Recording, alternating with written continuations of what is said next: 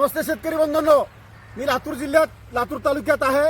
सध्या ज्या क्षेत्रावर थांबलोय ते क्षेत्र सोयाबीनचं पीक 1 महिन्याचं आहे आणि 1 महिना असताना काही पीक हे चांगलं 1 फूटभर उंच आहे आणि रोग इथं 70% हे पिवळं पडतंय। हे जे पिवळं पडतंय याच्या कडा पिवळ्या पडतात, ते वाळून जातंय, करपत आहे। हे सगळं याला येलो मोझॅक म्हणलं जातं, पिवळा हळद्या वगैरे म्हणला जातो। याचे कारण अनेक जरी असले तर प्रामुख्याने याला बुरशीनाशकाची गरज आहे आणि मायक्रोन्यूट्रनची गरज आहे। त्याच्यामध्ये झिंक, फेरस वगैरे हे महत्वाचे अन्नद्रव्य याला दिले पाहिजेत।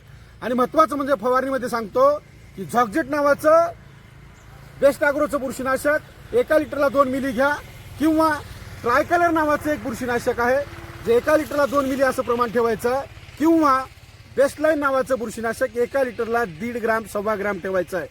हे करत असताना सोबत एखादं कीटकनाशक गिरमा, सिटीजन किंवा निमॅजिनचा 1 स्प्रे करा आणि निश्चिंत राहा। सोबत मायक्रोन्यूट्रन मध्ये मायक्रोला किंवा झिंक, फेरस वगैरे बोरान हे सारखे घटक असलेला सूक्ष्म अन्नद्रव्याची 1 फवारणी नक्की करा आणि निश्चिंत राहा। नाहीतर हा हळद्या नावाचा किंवा येलो